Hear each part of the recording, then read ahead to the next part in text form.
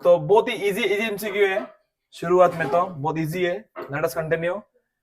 सबसे पहले क्वेश्चन है, sound is produced by what? Vibration. Number B, very good. Not rotation, not friction.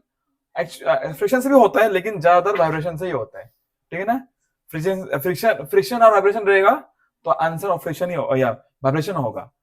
अगर vibration नहीं होता तो फ्रिक्शन भी हो सकता है आंसर इसका, ठीक है।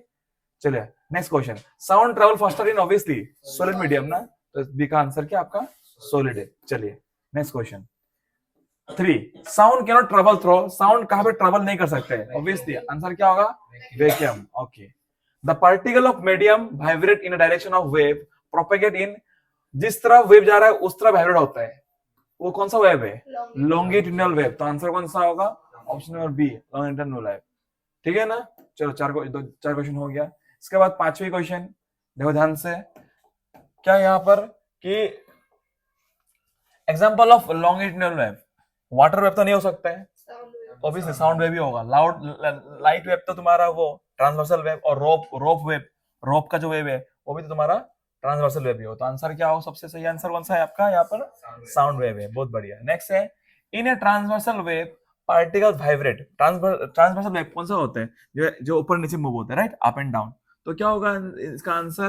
Parallel to the direction of the wave, या फिर perpendicular to the direction of the wave. Perpendicular, अगर वेव ऐसा है तो वो पार्टिकल ऊपर नीचे मूव होते हैं, तो we can say the particles are vibrating perpendicularly, ऊपर नीचे। तो option number B is the correct option. Option number 8 नहीं होगा, नॉट ए, हाँ बी आंसर इसका। Not randomly, not circularly. चलिए next question. The reason of high pressure in the sound wave. High pressure मतलब, high pressure किसको बोलते हैं? जब पार्टिकल लोग आपस बहुत सामने होते हैं, when the particles are congested, जब पार्टिकल सामने होते हैं आपस में, उसको बोलते हैं कंप्रेस्ड एरिया, राइट, कंप्रेशन। तो आंसर क्या होगा यहाँ पे? Option number B, the reason of the high pressure.